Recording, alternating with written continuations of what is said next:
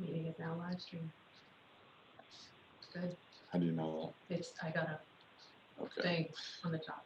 Okay, looks like we're all live. So welcome everybody to the combined school committee and city council meeting. First order of business is going to be a quick update by Superintendent Finn and Deputy City Administrator Dote on the coronavirus.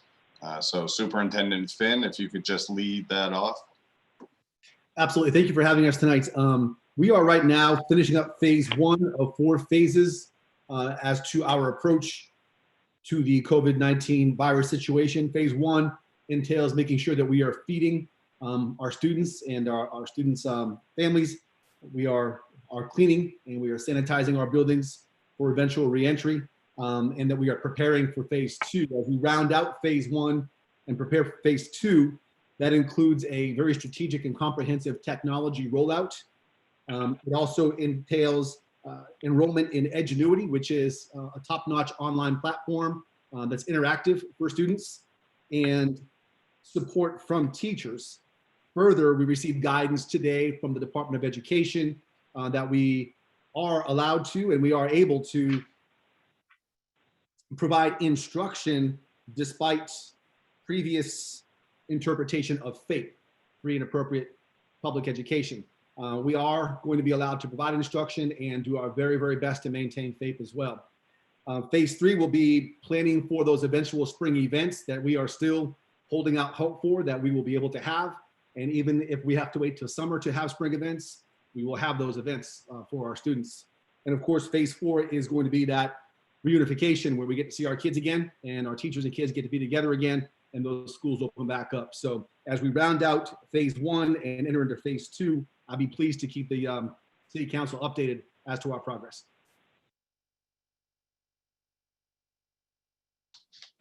Okay, thank you. Dennis, if you could provide your update. Sure. Good evening, Mayor, City Councilors, and members of the school committee. Just a quick update on some of the latest activity here.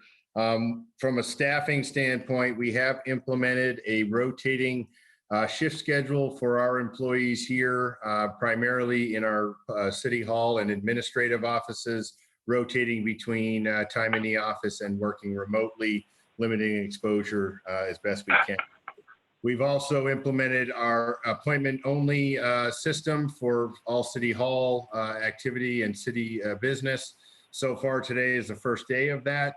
Volume has been relatively low, but staff are reporting very good progress so far and good feedback from the residents utilizing our system the way we are.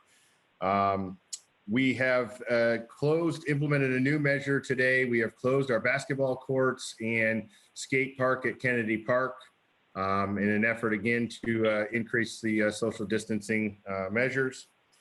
As well as we have been working with St. Mary's and Central Maine Medical Center on a drive-through testing facility at our Armory building in the parking lot there. We have an MOU received today from them that has been reviewed by legal, and we anticipate that being executed in the testing facility being opened shortly. That'll all come out here as soon as we get additional updates from the hospital on exact opening dates. And at this point, that's all we've got for quick updates. Okay, thank you, Dennis. Just for the committee and counselors' knowledge, school chair Monique Roy is actually here in my office with me, so we kind of try to do this together, and she's going to help me monitor any questions. I would ask that committee members and counselors use the chat if you want to speak. Just type your name, and I'll know that you're waiting to give a comment or have a question. For the public out there watching, just have a little patience with us. This is the first remote meeting that the council is putting on. And I think it's the school committee second, so they're the pros here. So we'll turn to them all if we need some help. For the public's benefit, if I could get the school committee starting with the at-large and then working through from Ward 1 on, introduce yourself real quickly.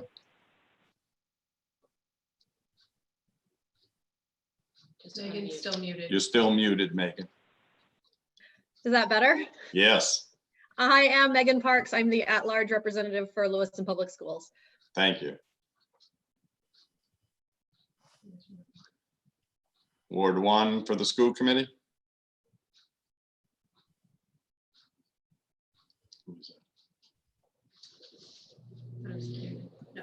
There we go. I'm Bruce Damon. I'm representative in the school committee for Ward 1. Thank you, Bruce. I'm Monique Roy, representing Ward 2 in the chair. Thank you, Monique. I'm Kieran Majoris Collins. I'm the representative from Ward 3 on the school committee.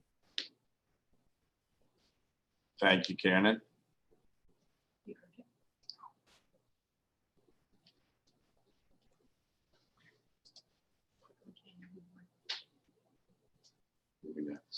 Ward 3 go already? No. Yes. He Oh, I did. couldn't hear. Sorry. Hey, everyone. Tanya Whitlow, Ward 4 with school board. Yeah. Actually, you know what I'll do is I will just mute. Thank you, Tanya. Hello, everyone. This is Linnea Hawkins, School Committee Ward 5. Thank you, Linnea.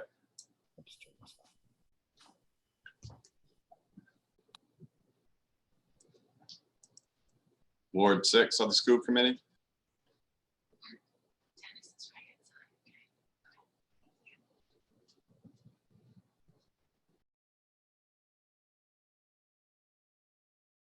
Okay, I'm not sure Ryan is with us. Oh, yet. Oh, it's wrong. yeah, I am.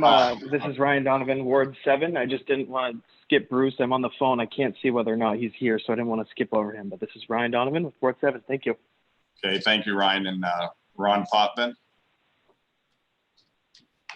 You're on mute, Ron. He doesn't remember. So at the bottom of the toolbar to the left will be the mute button. All right. Am I on? Yes, you are. Thank you. All right. Ron Potvin, Ward 6, School Committee. Thank you, Ron. Yeah. That does it for school Yes. committee. Okay, so we'll start with Ward 1 of the City Council.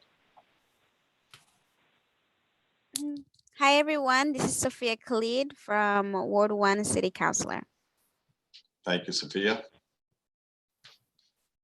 Hello, Lewiston. This is Zach Pettengill, Ward 2.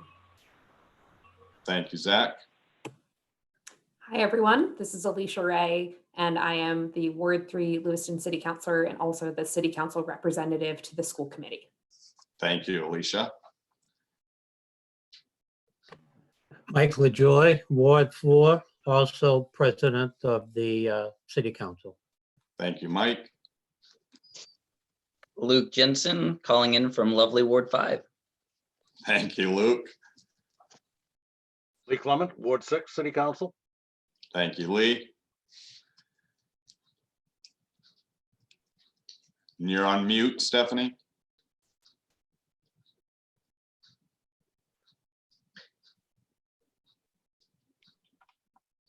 Okay.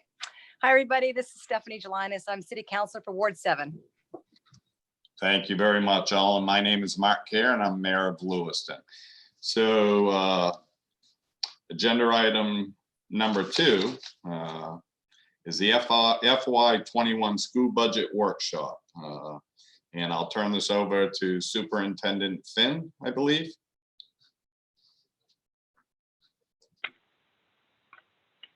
Yes, sir. Thank you, everybody. I'm going to share a screen, and hopefully this works out okay for you. As I hit share screen, you'll see the slideshow that I'll be using for this evening.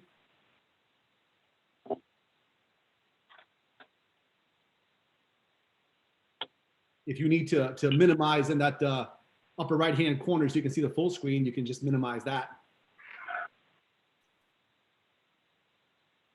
Can everyone see that screen? Yes, I can see it on my end. Thank you. All right. Well, without further ado, I'll go ahead and I'll get started. So, so what a first year this has been so far. Lots of unprecedented things taking place. And I can tell you, For the folks that were on the school committee just over a year ago, when you hired me, nobody told me that we were going to have a pandemic to deal with in our school system. And this is something that's new for all of us. But they also didn't tell me a few other things as well. And one of the things they didn't tell me was that I would have an absolute incredible team that will see us through any situation. And that team is comprised of Bobby Avery and Karen Paquette. I have a tremendous group of principals who are very coachable. I've got directors who will run through a wall for these kids. I've got a fine contingency of teachers in Lewiston, and I have a forward-thinking school committee who isn't afraid to work. The past 6 months, the past 9 months, 6 of the past 9 months, we're spent collecting data and watching closely and observing a lot of processes and procedures. Spent the last 3 months vision casting and goal building with our school committee, often on nights and yes, even on weekends. We do weekend workshops as well, and through Zoom meetings just like this. Some things that you're going to hear tonight, I hope that you'll be very proud of. There'll be some things that we talk about tonight that maybe you will not be so proud of. But I intend to be very open, I intend to be very honest, and I will be very transparent. I'll present to you a budget that in fact will fund a strategic plan that will move Lewiston Public Schools forward.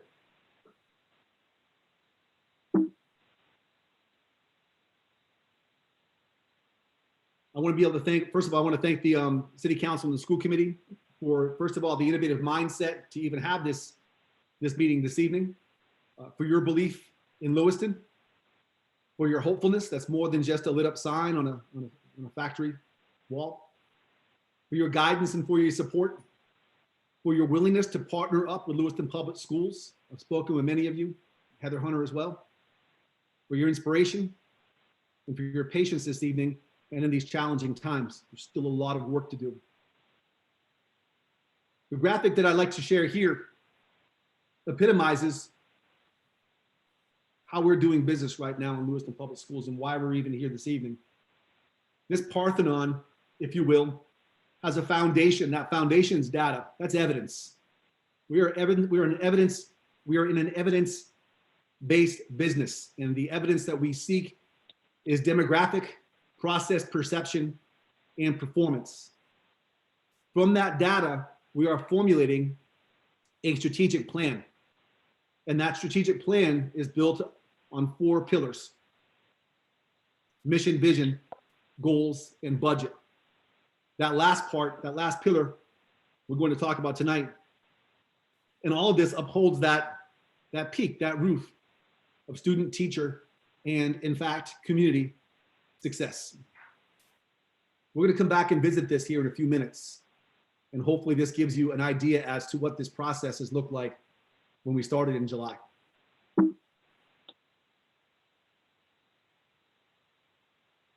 I'm going to ask folks to take a second to listen to Chief Avery. Chief Avery, a few nights ago, sent out a memo to me, the superintendent, and also to the school committee. And that memo changed this entire presentation. It changed this presentation so it's radically different than it was when I presented this back on March 2nd. So here we are, about 20-something days later, and this memo helped us balance this budget. Bobby, I'd like to give you a moment to talk about this memo, please. Good evening, everyone. Yes, so last Thursday, I crafted a memo. I spent most of the day really looking at the budget after having some conversations with folks and realizing also what we're going through right now, this whole COVID-19 crisis that we're in. It's very clear that we need to really be thinking about the taxpayers and what we're asking of the taxpayers right now during this time.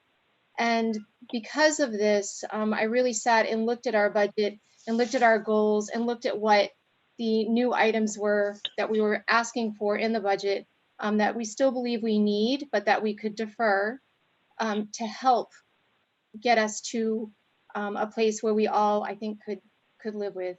And so long story short, I crafted a budget to Superintendent Finn that represents items in the budget that can meet our 3 goals, but also reduce what's before you. You all have a budget document that is now outdated, but it reduces that bottom line budget number by $1.4 million. The impact that has on the local additional, not the local debt service and not what the state mandated amount is, but the local additional is a $0 impact, meaning it's flat. It's the same exact sum as last year. So we did not increase that.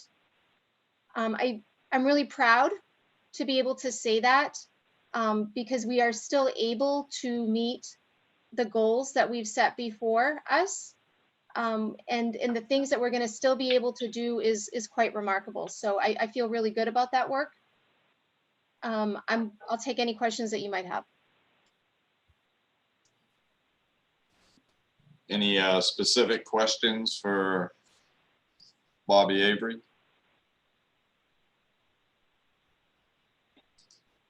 Okay, Superintendent Finn?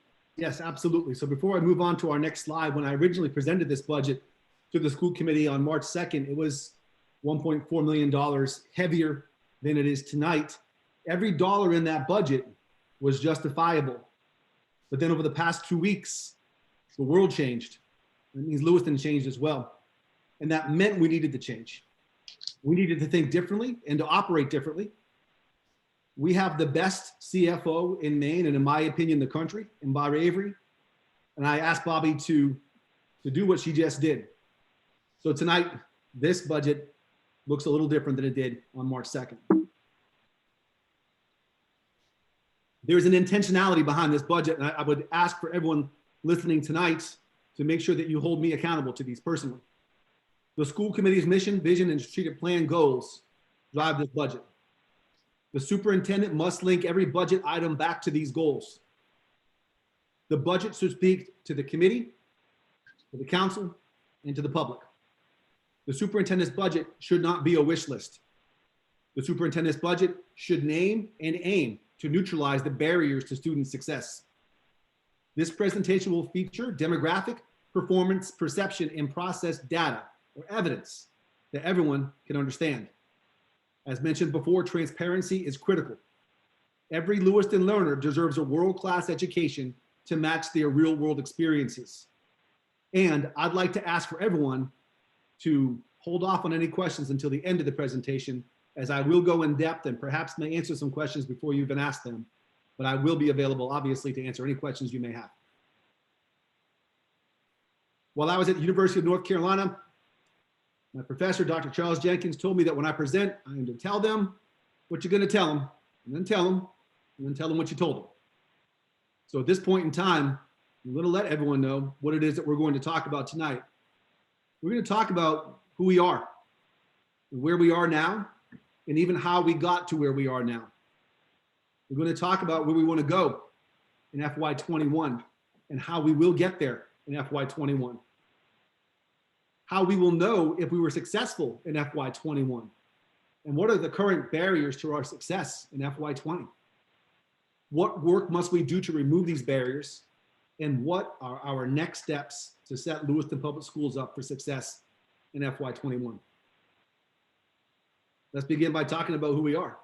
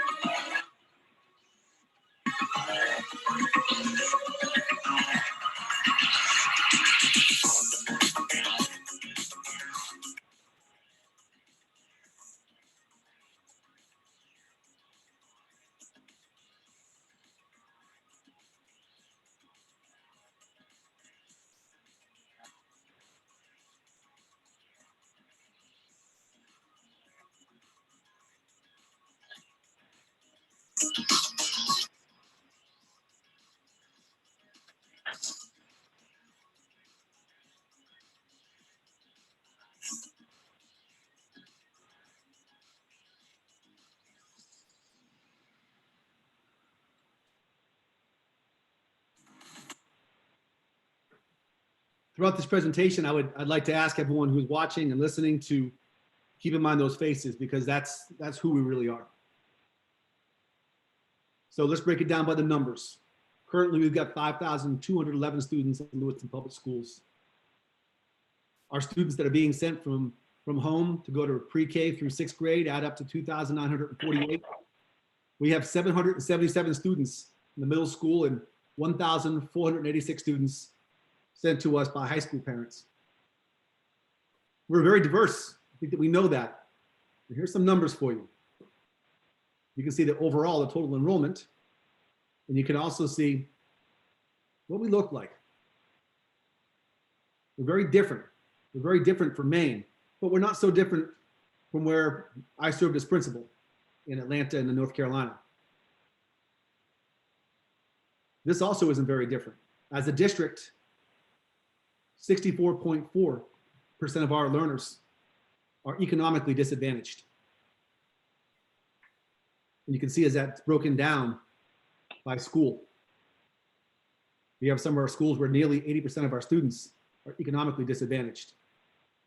So we know we're very diverse, and we know our students and their families have many challenges in front of them. Not to mention our students who are receiving special education services. I draw your attention to the grand total all the way to the right and all the way down to the bottom, where we are currently serving 1,106 students who've been identified as receiving special education services.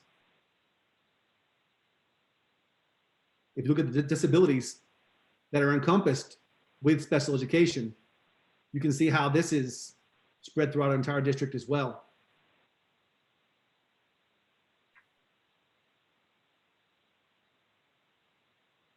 As we track special education budget increases in Lewiston Public Schools, this is very important. We'll discuss this evening.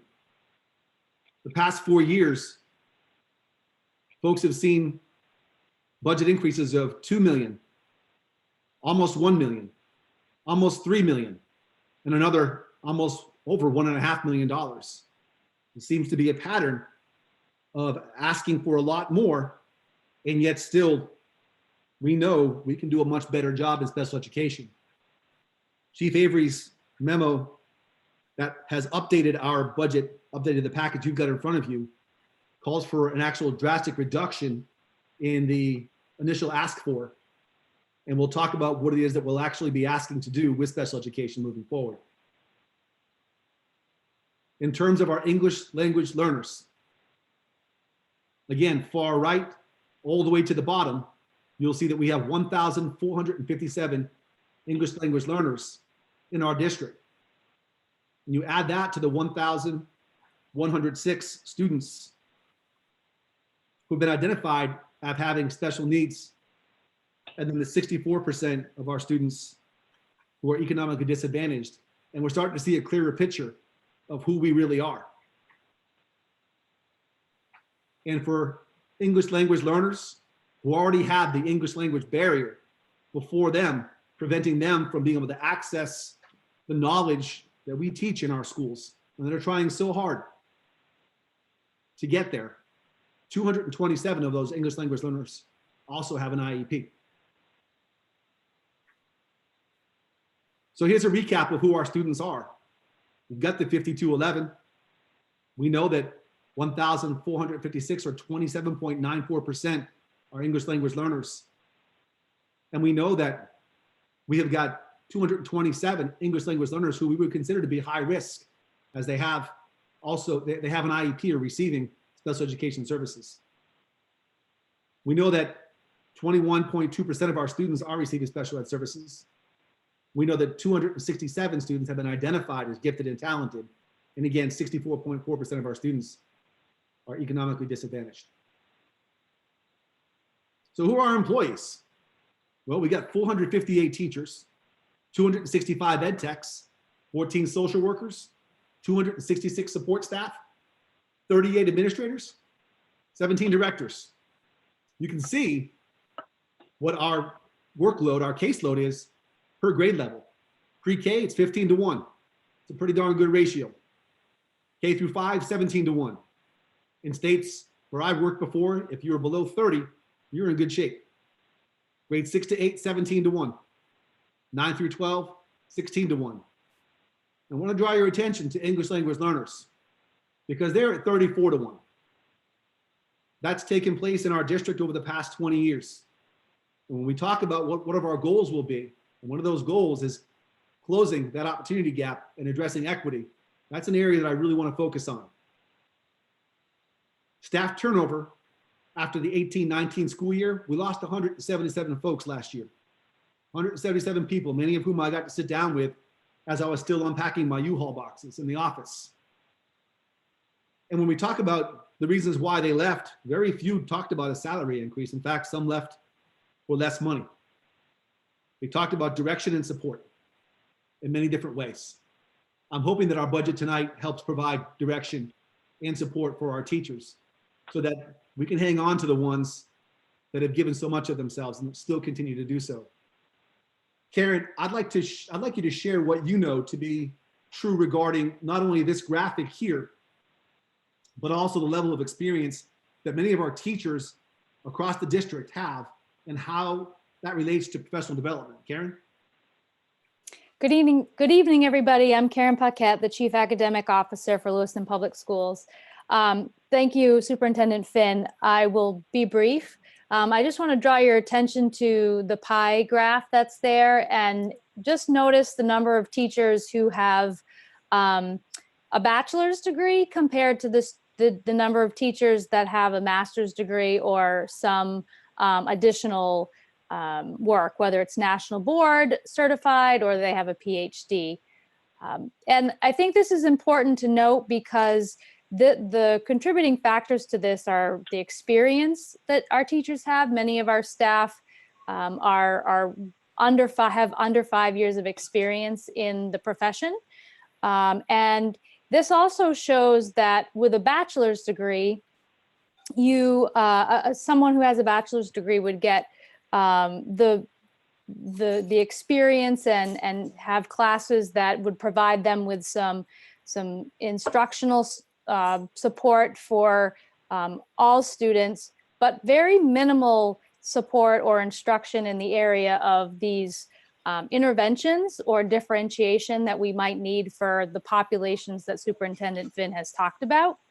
And so I think it's really important to note that the folks that fall within the bachelor's degree section of this graph would need some additional support in the areas that Superintendent Finn's going to talk about in terms of our goals, as well as those folks that have some additional education. They may not have had experiences with multi-tiers of support or with our social emotional learning, which are two of our focuses for professional development that hopefully we'll be able to provide with this budget. Thank you, Karen. So then there's our community. And I would need the rest of tonight, all tomorrow and through Sunday to talk about all the different folks that have supported us. And I want to call to attention Mayor Kerr's call to action that we support them as well.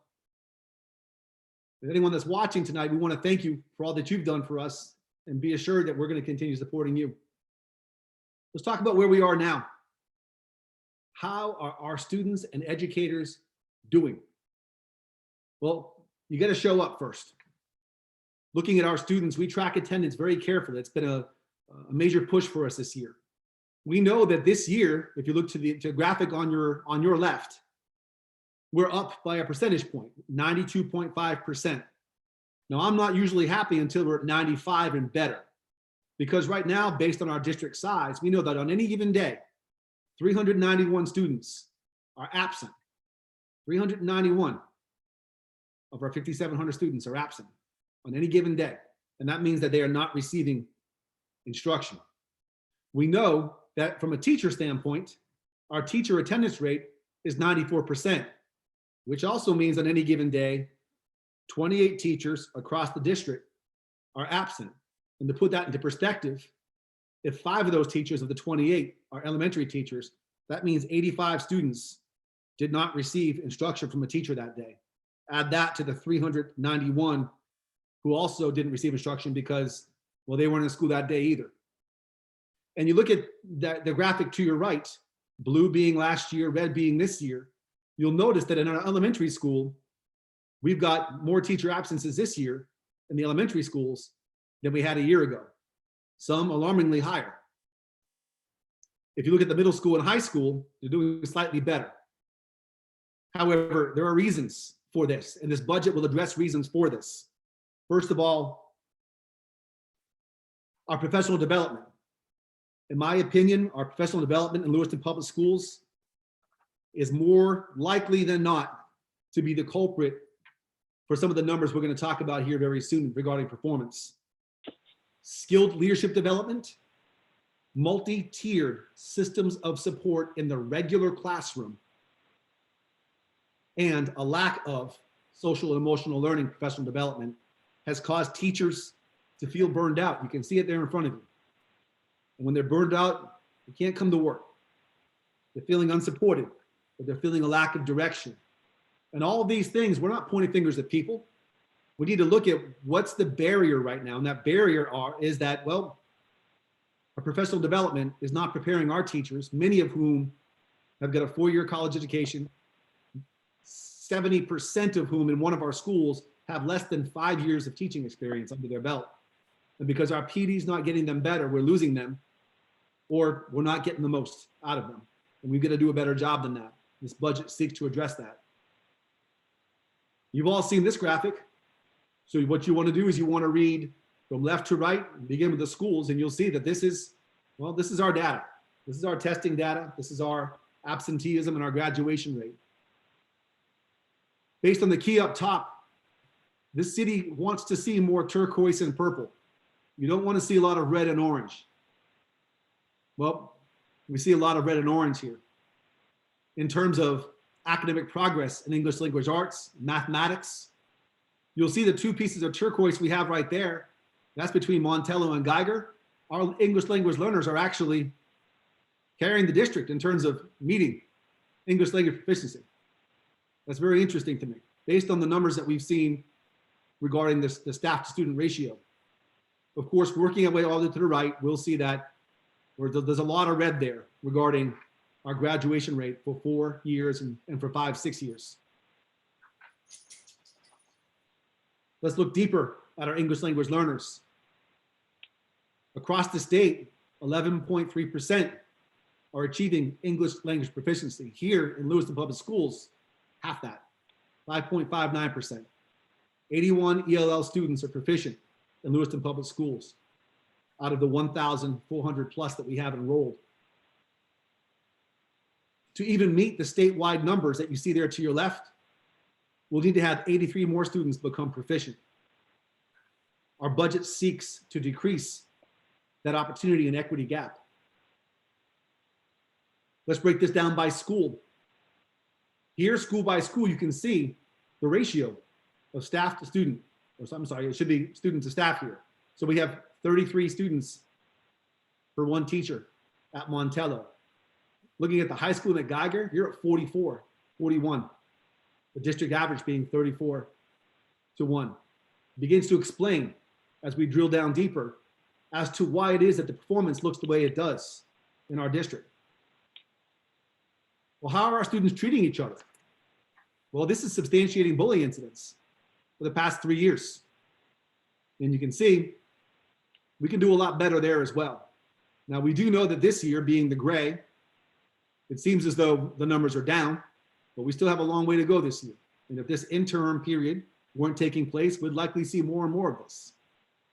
Many of us went to the bullying forum put on by our students, and we know that this is a real problem in our district.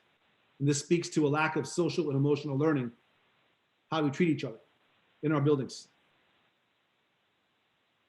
From a discipline standpoint, you see in-school suspension up top, and you see out-of-school suspension below. And this is even broken down, by the way, by ethnicity.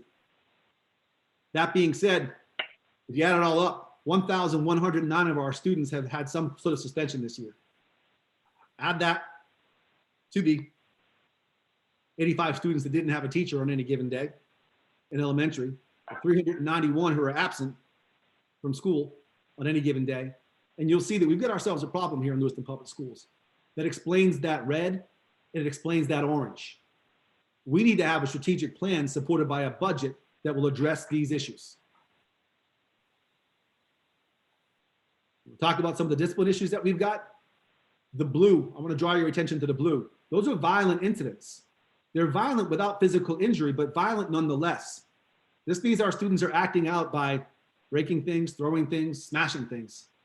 And as we record these things, and you look at these incidents taking place in our buildings, it should be alarming. We've got to ask ourselves why. Why is this happening? Our budget seeks to address this as well. Well, this is that data that we're all judged upon.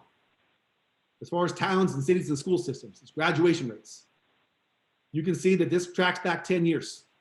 And still, Lewiston is amongst the bottom of the state at 73.09%. When it comes to our 5-year, it actually gets worse.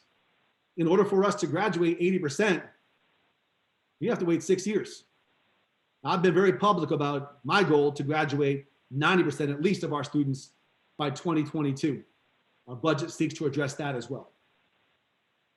So this data tracks consistently between 2009 and 2019. This is a full decade. We actually have teachers working in our district who graduated in the class of 2009. 5,211 students. We know how many students are receiving special education services, 1,106. 1,457 identified as ELL. 277 are considered high risk. 92.5% student attendance rate, a 94% teacher attendance rate, 1,009 suspensions in or out of school, 44,884 aggregate days of opportunities for instruction as of this report. And we had 2,647 aggregate days of missed opportunities for instruction. We know 34-to-1 is the district's ELL student to teacher ratio, and that includes our 277 most vulnerable and high-risk learners.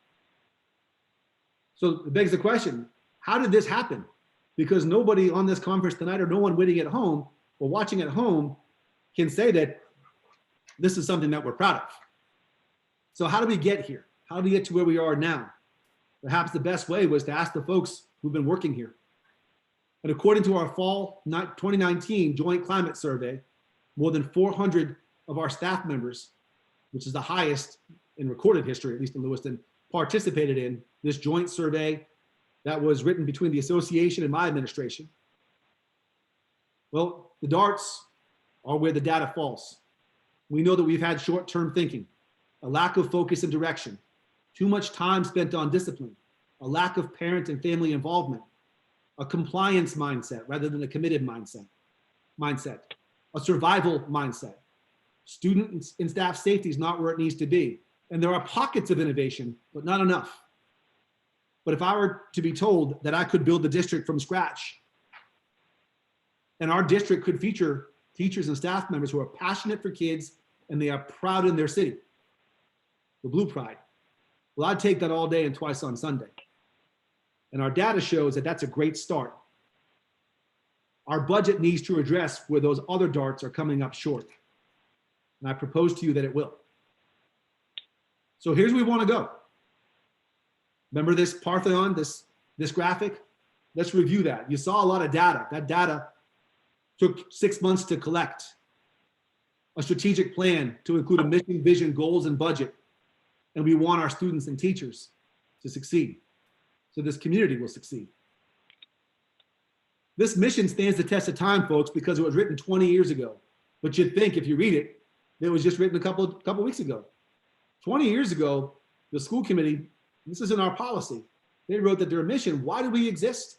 Lewiston Public Schools strives to create an environment which will provide opportunities for all students to develop intellectually, physically, and emotionally, which in turn will lead the students to a better understanding of themselves, their fellow person, and the world around them. I would ask you, based on what we just saw, in 20 years, have we achieved this mission? I think we know the answer is no. And so we've got a choice. And the choice is continue to do what we've done in the past. So this mission is just a slide or just a page. Or we can actually do something about this. We can actually strive to create environments which will provide opportunities for all students to develop intellectually, physically, and emotionally. and will lead our students to a better understanding of themselves and their fellow person and the world around them. Well, the vision, that's where I come into play. The superintendent is tasked with, all right, well, then come up with a vision. Tell us where we want to go. Mine's just 8 words long. A legacy of substantial, enduring, and continuous learning. And we know a legacy is planting seeds in a garden that you will never see. So when we talk about a legacy, that's something that will far outlast me when my days in Lewiston are over with. The great work that I do, that you do, that we all do together should outlast all of us. We may never see it, but the work we do, even beginning tonight, can create that legacy of substantial, enduring, and continuous learning. Folks, I want to share with you the 4 goals that our hardworking school committee came up with when they gave us Saturday up. And we locked into the green ladle and we put about 42 sheets of large paper on the walls. And we distilled those ideas down to these 4 goals that are part of our strategic plan. The first is innovative and improved teaching and learning. The second, an equitable, accessible, and informed community. The third, focused and intentional assessment and accountability. And the fourth, ensuring stewardship of public resources. I ask that as you review these goals and take a look at these, and we talk about what this budget looks like, that you keep these goals in mind, because our budget reflects these 4 goals. The priority investment over time, let's look at what we've done this year. We assessed the situation, data collection, organization, analysis, and communication, and we created a 3-year strategic plan. What we're seeking to do next school year is design professional development to address areas of need in improving instructional leadership, special education, and regular classroom instruction, address the opportunity gap, redesign systems and structures so as to provide an improved experience for all stakeholders.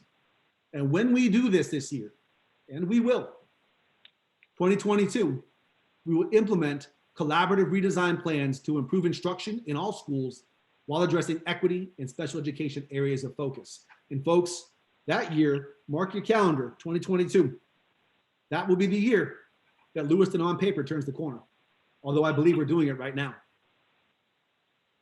So how will we get to where we want to go? Well, we have to have budget priorities, and we know those priorities are based on the data you just saw. The first priority, the first goal, and this has been passed around through our school committee and through our public on laminated cards that Bobby made. So everyone knows this is the work that we're doing. Goal number 1, provide meaningful, intentional, and sustainable professional development. Number 2, address equity and the opportunity gap. Number 3, provide improved instruction through social and emotional learning and a multi-tiered system of support that is universal across Lewiston Public Schools. Our budget should reflect those 3 goals, and if not, we just shouldn't do it. Well, here's the numbers that everyone's been waiting for. This is the baseline budget overview with additional requests based on priority investments as per our strategic plan. I draw your attention to that top line. We know that the 2020 revised budget is $86,102,539. The natural fluctuation and cost drivers, $3,072,763.93. This is without any of my revised requests.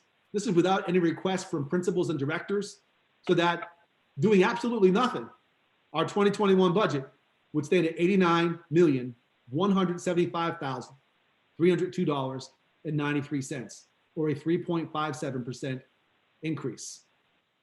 Now, as part of our budget process, we sat down with all of our principals individually, and they brought to us lists of what they needed to move their schools forward. And we listened to those lists, and we recorded all of those items that they were asking for. And I will tell you that I admire our principals because they're in the best interest of those kids. But when you take those 7 principals and those 2 program directors, and you add up what they were asking for, valid ask fors, that was $8,599,410, in addition to our natural fluctuation and cost drivers, plus our 2020 revised budget. That budget would have been $97,774,712.93, or a 13.56% increase. And this is where Bobby's memo comes into play. And this is where the work of the school committee comes into play. Because this school committee, this very special school committee, took that number and were able to take $8,158,850.77 off of that. What I'm asking for in revised requests is $440,559.23. That would bring our total budget to $89,615,862.16, or a 4.08% increase, which, as Bobby mentioned, would actually be a zero increase in additional local. So those natural fluctuations in cost drivers include this: salaries and benefits, special education positions required by law, transportation increases based upon contracts, contracted services with the city of Lewiston, debt service increases, and software license contracts. Well, what are my requests then? What does that $440,000 do? Well, I'm asking to provide meaningful, intentional, and sustainable professional development to empower teachers and administrators to fulfill their actual capacity. Folks, we've got to get more out of what we have. Address the equity and the opportunity gap with special education, ELL, alternative school redesign, summer school, and LRTC. And provide improved instruction through social and emotional learning and a multi-tiered systems of support that is universal across LPS. The requests made in this budget call for no additional local increase to taxpayers, and yet we can still get these three things done. So how do we compare to other districts? We'll begin with South Portland, work your way down. That's our FY 2019 per pupil spending. We're at $11,341, and that tracks very closely to where we are right now. We can stay within that and still do a much better job than what's been done in the past. We know this. So how will we know if we're successful? A year from now, when I'm hopefully in those beautiful chambers of yours and speaking live to you, I should bring to you these numbers: that our student average daily attendance increased to 93.5% as we creep closer to 95. That the teacher attendance rate will increase from 94 to 95% because we're going to empower them with professional development that allows them to feel as though they actually don't have to figure it out for themselves when they walk into a classroom. We're going to move our MEA outcomes range from emerging and developing in 2019 to developing and meeting in 2021. Our ELL proficiency will increase from 5.59% to 7%. Our continued downward trend in bullying and suspensions, that will happen because of our emphasis on social and emotional learning. And we will increase our graduation rate from 73.9% in 2019 to 83% in 2021 and 90% in 2022. So what's stopping us from getting there? What are our current barriers to success in FY20? Well, here they are. You'll see them up top. The barriers reflect the exact goals that this school committee and my administration have outlined as the priority of the budget. That's what it should look like. If your budget has a priority that does not address or neutralize a barrier, it probably isn't a priority. So for us, providing meaningful, intentional, and sustainable professional development means, and we know that we have a need for more skilled leadership development, a need for social and emotional learning skills for children and adults in Lewiston Public Schools, a need for data-driven, team-oriented, and validated interventions in all classrooms, diverting from differentiated practices. We have a need for training in skilled observation and feedback in a non-evaluative, non-threatening format between administrators and teachers, so teachers can become artisan teachers and get better at their craft. We have a need for more relevant, engaging, and meaningful professional development that is personalized to improve teacher practice in Lewiston Public Schools. If we can remove that barrier, providing meaningful, intentional, and sustainable professional development, we just got better as a district. Our second barrier is addressing equity in the opportunity gap. We have a need for engaging curriculum and instructional practices across the district in all classrooms. A focus on appropriate use of ELL funding, stretching our human capital to unsustainable limits, a need for appropriate strategic planning of special education services, possible loss of summer school and after-school grant funding. Our budget addresses that. A need for focused and intentional opportunities for remediation, recovery, and acceleration in a non-traditional setting. We've got the Dingley Building, and now we have a plan to actually put that building to work for us and get that graduation rate where it needs to be. Systems and structures that prevent design teams from creating mental models for improved scheduling and use of instructional time. Folks, I'm here to tell you that in many, many conversations that I've had, what's preventing us from doing innovative things is us. The systems and structures that we created, the schedules that we made, are stopping us from doing the things that we know deep down inside we need to be doing. So by addressing the equity and the opportunity gap, we can fix that. That's for free. We know we have to provide improved social and emotional learning and a multi-tiered systems of support that is universal across Lewiston Public Schools. Right now, we have underfunded opportunities for innovative teaching and learning practices. Underutilization of Tier 1, or the basic. Tier 2, the focused. And Tier 3, the intensive interventions in all classrooms. We have untapped potential for relationship building between adults and students. We have scripted, canned, test result oriented expectations for teachers that deny passion-based instruction. And that's why they leave. And we have a lack of consistent behavior management systems and behavior standards and behavior expectations district-wide. Folks, I'm here to tell you that this budget will neutralize these barriers. And when we neutralize those barriers up top, you have no choice but to get better. And you'll see better in the evidence or the data that's presented just a year from now. So what must we do to remove these barriers? Well, let's go ahead and pass this budget, because neutralizing the barriers can be justified with the new requests. That $440,000 that I'm asking for will provide high quality PD for administrators, teachers, and staff that will result in a more efficient use of resources for future fiscal years. A smarter approach to regular classroom instruction that will allow for more accurate interventions before referral to special education. It'll address the opportunity gap by funding our summer school programming. It'll address the equity and opportunity gap by fully staffing our largest elementary school, which is Connors Elementary School. It ensures our RISE program continues into the middle school, because if we don't continue the RISE program into the middle school, we will have to outplace those students. That will cost us an additional $1 million. It provides for a smarter use of Longley as we launch our Impact Academy with potential significant cost savings to the public. Right now, we're spending $4 million in outplacing our students.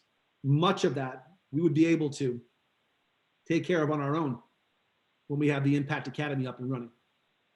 This allows for comprehensive facilities assessment, which will also allow LPS to create an accurate 5-year LCIP by utilizing a validated, data-driven prioritized list for sustainable improvements and preservation measures. So what are our next steps to set up LPS for success in FY21? Well, we've already done the superintendent's budget overview. On all those dates there, we reviewed the cost centers for categories and articles. The city council in school committee joint session, well, that's right now. Eventually, the city council will seek to or not to adopt this budget. Then of course, we'll have our budget town hall and our public referendum. So putting it all together, remember what Dr. Jenkins told me to tell you. So now you know who we are. You know where we are now, and you know how we got to where we are now. You know where we want to go in FY21. And that's not a pipe dream. It's not sunshine and rainbows. We actually can get there. You know how we plan to get there in FY21. You know how we will know if we're successful next year. You know what our current barriers are to success, those three up top in blue. You know what work we must do to remove these barriers in FY21. And you know what our next steps are to set Lewiston Public Schools up for success in FY21. So as I wrap up, I'm asking us to roll up our sleeves and work together to move Lewiston Public Schools forward. We know what we must do to address our barriers to success. Everything we do, we must do with our students, our educators, and our community in mind. That's why we're all here. And this school committee and this city council partnership has what it takes to get this job done, even in these challenging times. Members of the city council, Mayor Care, our school committee, my XLT, and everyone watching at home, I ask you to just look at these faces. These are our kids. These are the greatest treasures in the city of Lewiston.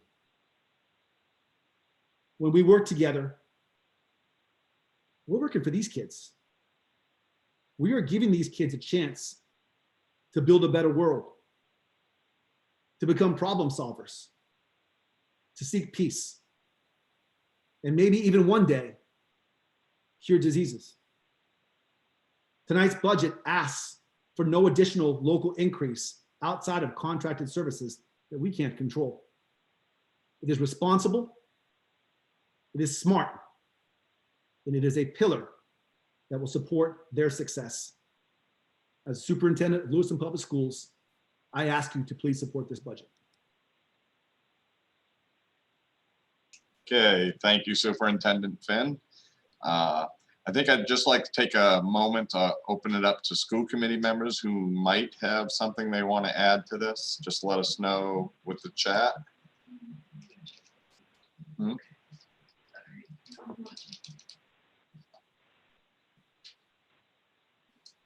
Okay, not seeing anything. If something pops up, we'll go right back to that. So I thank the superintendent, but I also want to thank Bobby and Karen for your piece in that presentation. And I'll open this up to general questions from committee members and the council.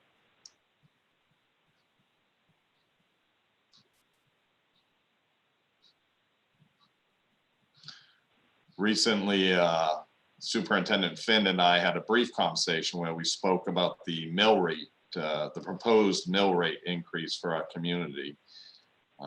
We had a pretty frank conversation, I thought, and I want to thank you and the hard work of your staff and the committee for the work that you've done thus far. And so we have one question coming from, is that a question? Sophia. Yep. Okay, Sophia, go ahead and just unmute yourself. Hi, everyone. So yeah, I sent my 2 questions or comments per se. The first one is I have received a lot of constituent concerns regarding the significant wait time for Connors. And I'm wondering if there's anything in the next year's budget or anything that we can do to decrease that wait time. The other thing is Sophia, if you could, did you mean the wait time for busing or wait time for busing? Okay, thank you. Transportation. Okay, so do you want to jump in on that, Superintendent Finn? Then she can ask her other question afterwards. Absolutely. Thank you, Sophia, for that.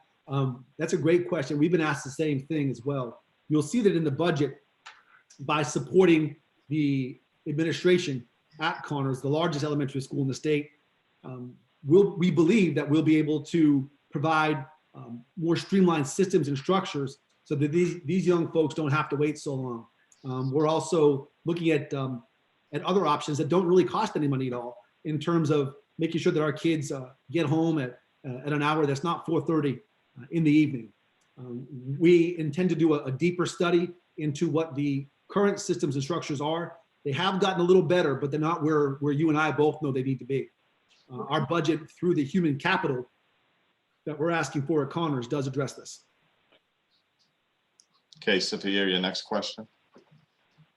Thank you, Superintendent. My next question is regarding the Dingley Building security. Is it possible to look at other fundings instead of bonds? I'm going to go ahead and ask Bobby Avery if you can jump in on this. This is part of the LCIP.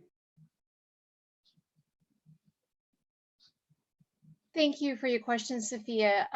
So we are currently working, I have been working with Heather Hunter. We do have some surplus bond funding available that we can always bring back to the school committee and have a dialogue about that. The intent is to get that on an agenda and have a conversation about that. That would help. Thank you. That's all. Thank you. And Councilor Jensen. Thank you, Mr. Mayor. Let's see. First question is, what is the DOE's recommended student-teacher ratio for English language learning students?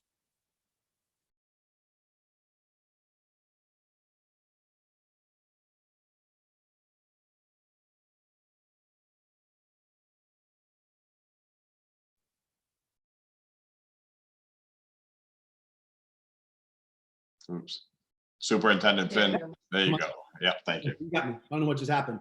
Luke, that depends on grade level as well, but, and I can get those exact numbers for you. It looks a whole lot more like what the regular classroom instruction should be. We do know that over the years, there's been some miscoding, we should say, and I'll leave it at that in terms of how those positions were utilized. We know that our current administration has done a lot of work to straighten that out. We no longer will have assistant principals paid for through funds that are supposed to go to ELL. That's been taken care of. We know that for years that's been happening in our district to no fault of anyone on the screen. And yet that's something that it's a priority for us. So working very closely with our ELL director and our ELL assistant director, as you can see, one of the goals of this budget is to address that equity and opportunity gap. And when we do so, we're going to serve some brilliant, absolutely brilliant kids in our district that will then be able to graduate at a higher rate, that will be able to perform much better on the MEAs because, well, we took care of those kiddos as well. So Luke, to answer your question, it should look a whole lot more like what the regular classroom instruction looks like. Great. And then just one other question. Regarding the use of the carryover funds, how much of that was used for annual expenses and what was used for just one-off, like one-time expenses? Bob, you ready? Hi, Luke. So Hey, the fund balance use is $3.8 million. Out of that $3.8 million, you could say if there's $3 million roughly of contractual expenses, the remainder goes towards the rest of the budget request. Does that make sense? It does. And when you say the remainder went to budget requests, were those requests are annual expenses that'll come up in next year's budget, or were they just one-time expenses? They're not one-offs. They're annual expenses. Okay. All right. That was all I had. Thank you. You're welcome. Thank you, Luke. Councilor Jelinas.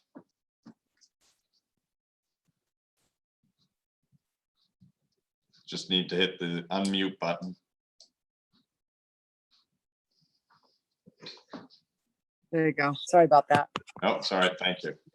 Superintendent Finn, thank you to you and your team for doing some pretty phenomenal work. It's not lost on me, the effort that went into this, and just wanted to give you a shout of thanks there. You referenced the increase due primarily to contracted services, and I wondered if you could just give us a broad sweep understanding of when you talk about, like, what does that mean exactly? What pots are you talking about? Are you talking about contracted services within special education, within just different services? I just have a better understanding of what you mean by that. There we go. That's a fantastic question. It's something I probably should have gone over as I was doing the presentation. Our Chief Financial Officer, Bobby, would you go into great detail for Councilor Jelinas on this one for me? Yes, I can do that. So when we talk about contractual increases, there's always salary and benefit contractual increases that we're mindful of, right? So there's that bucket.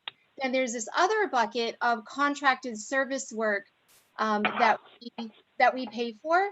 And so one of those items would be our transportation services. So that's a contracted service. Another one would be our Head Start program with Promise. So that's another contracted service. And then of course we have all of, there's all kinds of other contracted services that aren't quite as large as that. And they're peppered all throughout the budget. I don't have a complete comprehensive list in front of me tonight, but there's quite a few. Okay. Those are Thank you. You're welcome. Those are the big ones. Thanks. Okay, and Bobby, any chance that we could get a copy of the memo, and Todd also of this slideshow? Maybe if you could send that to Ed. I'd love to. Okay, thank you. Yes. Counselor Ray? Thank you so much. So just one clarifying question. I'm intimately involved with both sides of this, so I appreciate going through this again. But on the 21st century funding, I believe it's $225,000 that has carried forward into the second budget revision. If that money comes from the state DOE in terms of the grant, does that $225,000 come back as tax refund, or do we need that to meet minimum local share requirement? Actually, that's a great question, Alicia. I'm sorry, Councilor Ray. What that would actually do is it would allow us to not have the waiting list that we have for so many learners right now that just don't have access because we just simply don't have room for them. We'll recall that about 2 school committee meetings ago, we asked Director Jen Carter to talk about that. And there's no guarantee that we can get and that we will get the grant this year. We wouldn't even know until much deeper into this school year. And who knows with the situation that our federal government is in right now, if that will even be available to us. We want to make sure that we can support at least bare minimum what we would need to do to keep our summer learners, who are obviously going to need a lot of time learning over the course of the summer, the opportunity to do that. If we are so fortunate to also receive any money at all from the grant, that would only open the door up for more students, because I think something that breaks all of our hearts is when we have to call parents or let kids know that we don't have room for them when they really want to be there and they need to be there. So that would be our initial plan. So in either of the 2 scenarios, we get the grant, we already have this funding in place, and so we'll expand those services for 21st century after school programming and summer programming. The other scenario would be we have this in there and we don't get the grant, and so we will sustain the programming we have now. Exactly correct. Okay. Thank you very much.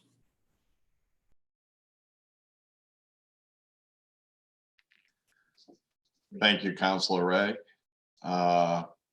Counselor Clement. Good evening, all. Superintendent, first of all, very good presentation. Thank you, sir. I had 2 or 3 questions. You answered those during the course of your presentation. I see that we're going to get a copy of this, and I think it'll be very helpful in our deliberations. Just one clarifying question for me at this point. Given the very unique situation that we've been thrown into, and I'm sure that nobody here had any idea that we were going to be in this position when we started the year out. But here we are, and given the consideration of financial unknowns involving this pandemic, if, and this would have to be hypothetical at this point, if you were to be receiving the budget that you've just presented, are you giving us a realistic assurance that we'll see significant differences within just 1 year? Yes. What I'm sharing with you is that we can address the 3 barriers that would allow us to, when addressed, allow us to increase attendance, increase teacher attendance, increase our skilled, our knowledge of skills as to how to teach our students and even our most challenging students in classrooms. And all of that validated data would point to increase until we get to our next 3 barriers. And those next 3 barriers would be identified in next year's budget. So we know that this year's budget's not going to fix everything at all. But until we get through those 3 barriers, we're not going to be able to grow in the way that I know that we can grow. As a turnaround principal for 12 years in very struggling districts in Atlanta and in North Carolina, I took a very similar approach in our schools. And you know, we're put on this earth for a reason, and we draw upon those experiences if we choose to. One thing that I do know is that when we eat the elephant one bite at a time, we can literally have a significant turnaround. So I would say to you, Counselor, that by addressing the 3 barriers that are outlined in this budget, we would be well on our way to significant improvement. And the day will come, before the end of my contract, the day will come where we have a 90% graduation rate legitimately. And that's something that we can hang our hat on. Now, by 2022, now we're talking about, well, now what? Now what do we need to do? And now what does Lewiston need to do to become a premier school district in the state of Maine? I am here to tell you that I've seen premier school districts. I've built premier schools. We have everything it takes. I walk through our high school, I walk through our elementary and our middle schools, and I wonder, why aren't we there yet? And so a lot of the work that went into uncovering evidence and diving deep into data answered those questions. We're not there yet because we can't be. We're not there yet because we've put things in place on our own that stop us from being there. My job is to address that and to move it forward. Yeah, I appreciate very much the answer. I think basically to let you know where I'm coming from, I think we have a primary obligation to the public in the public safety. We have some great services in this city that are in need of assistance at this point in time. Our fire department, our police department, they're operating out of facilities that are woefully inadequate. I recognize also the value of education. Some may not believe it, but I started out to be a secondary education teacher. And then I went into business because I thought I wanted to be in one where the customer was usually wrong, but that's beside the point. I do think that some of these things have to be given a priority, and as we deliberate on the budget, I'm sure that will happen. But there's a tremendous competition for what tax dollars we have, and right now, there's no assurance that we're going to be having what we're planning on, given the current economic situation. I think it's very bleak. And it's kind of scary to see what's going on. I mean, in all my years on the face of this earth, I've never seen anything quite like it. I have trained for it. I've trained for pandemics that never have evolved. But here we are. We're in the middle of one. And nobody can really give us any assurance of anything other than it's an unknown. So thank you again for your time. A great presentation. And we will take it to heart as we deliberate, I'm sure. Thank you, sir. Councilor Pettengill. Can you hear me? Yes, sir. All right. So I'm sure this is the one everybody's been waiting for. But I've got to say, super impressed with your leadership during this time. I think Lewiston's very blessed to have you at the helm right now. And then also, I'm very impressed with the leadership between yourself and Bobby Avery right now, with everything that's going on, putting this budget together, doing the work to recognize the constraints that are going on and be able to bring the budget levels down as well. I'm very impressed with this through and through. It's super nice to have somebody who understands, somebody who knows how important social and emotional learning is. Again, very impressed with the reduction that we were able to do. This presentation was very purpose-driven, and it looks to support our students and our teachers through and through with this. And again, very impressed, with how much you understand and recognize that professional development is important for our teachers and how that translates through to our students and getting them to achieve more and be better. So thank you very much for this. I'm very anxious to get the updated information. But again, this is the budget and the school presentation that I have been anxiously waiting for. So thank you. Thank you, Councilor Pettengill. And I'd be remiss if I did not emphasize the importance of my other chief, Karen, who lives right now. Karen is working tirelessly, and she has been working tirelessly all year long to make sure that our students had the very best with what we have. And so Karen's very quiet, but she's there. And without Karen, we wouldn't be where we are right now. So without Bobby and Karen, you just have an average presentation. So I really have them to thank for this. And thank you so much, sir, for pointing that out. Okay, thank you. Hey, Superintendent Finn, if you could tell me, does your budget include the proposed 1% increase from the governor's budget? Bobby, can you answer that question? The 1% increase from the governor's budget? So Mark, are you talking about the, you're gonna have to clarify because I'm not familiar with that. The supplementary budget. The supplement, yes. No, it does not. Okay. And do you have plans for that 1% if it does come in? We have not discussed that yet, no. All right. So just a consideration would be to bring down possibly the fund balance. Is that? Yes, sir. Just a suggestion. Thank you. So I think Ed has a question. Yes, Mark. Have you done a projection yet to see where you're going to end up at the end of this year in terms of your fund balance, given the amount you're using in the budget? Was that directed to me, Ms. Barrett? Whoever can answer it. Okay. So I think I heard the question. It's echoing a little bit on my end, but you're asking me, are there projections done for the end of this year and what our fund balance is looking like? Yes. Yes. Okay. So we are projecting, fingers crossed, a fund balance. Mayor Kayer just, and I don't know what that will be. I don't have a projection. I know that there will be one, but here's the thing. Mayor Kayer kind of hit it on the head. I am a little bit concerned about utilizing $3.8 million of fund balance because we'll have to utilize that same amount in next year's budget just to keep a flat budget. So we are hoping that we'll have some sense of a fund balance, yes. Yeah, I think that's the same concern I have, is that that's a lot of money. And if it's not there next year, how are you going to make it up, and what's the plan to deal with it? So we actually, Superintendent Finn and I and Karen have been, we've started our dialogue about that, our strategy for not the 21 budget, but for the 22 budget. So it very much is on the forefront of our discussion and what we're talking about. Mr. Barrett, if I also might add to that answer, within this budget, and when I send it to you, can, the slideshow at least, you can really break that down. There's some intentionality behind our approach to special education.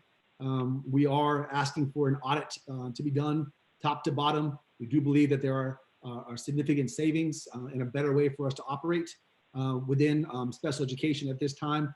And also our Impact Academy, which has no additional cost. It's just a better and more structured way of having an alternative to an alternative school.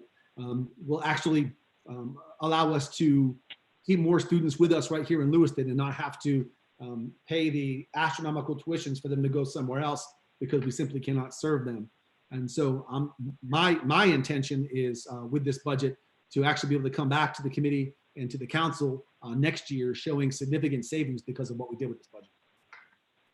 Thank you. And if you, are there any changes planned in your IP presentation from previous? Hey, is it okay, Super? Can I answer that? Okay. My hope is that I can bring, as part of the agenda for the next school committee meeting, bring the surplus bond funding that's available to the school committee to have a discussion about utilizing that to help fund the entire LCIP requests that we have. I know that there are some school committee members that really felt very strongly about having all of our requests funded. And so I think that this is one way that we could do that. So yes, the intent is to bring that before the committee, yes. Okay, and I thank you for that. We have an 80% policy when it comes to financing, and we're going to try hard to, I think, stay within that policy. I mean, time will tell once the council starts having discussion. but I'll always advocate for that. So thank you very much. And we have Sophia, Councilor Khalid, I'm sorry. Hi again. One last question. So I'm wondering, when this crisis is over, hopefully it's over sooner than later, and we resume back in school, I'm thinking about summer schools. Will there be a summer school? Will there be a summer school program for each schools, or just one combined school? Does that make sense? That makes awesome sense. Councilor Khalid, we are going to be utilizing our new school at Connors to essentially consolidate our summer school programming. So it will be under one roof, other than Montello, who has really their own really innovative program they have going on for another year. And so in terms of summer school, we anticipate a full house. We anticipate Ms. Carter having, again, innovative programming that entails trips and gardening and some real hands-on learning that our students really look forward to. And so our intent really was to not utilize all the facilities, which has a cost attached to that as well, and use the one new and air-conditioned facility that's even better for our kids. So Connors will be our school that we will be using, and Councilor Khalid, we will be back. We will be back, and when we're back, we'll be ready for these kids and for these teachers and parents so we can do our business. Thank you. Okay, thank you all very much. So I don't see any other questions. I'm going to yap for just a moment. So in case there's somebody that's typing something now, I want to take a moment and thank staff that's here tonight with us. Bobby Avery, Karen Paquette, Ed, Heather Hunter, Dennis, and Kathy Montego. And then also we have what some might perceive the Wizard of Oz, the tech guy, Matt Charest, who's paying attention to it all, making sure that we're live streaming. So thank you all very much.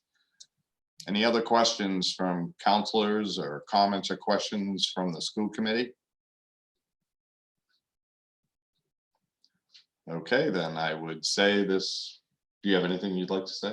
No. Okay. Then I would say this meeting's adjourned. Thank you all so much. Thank you. So you just X out and it goes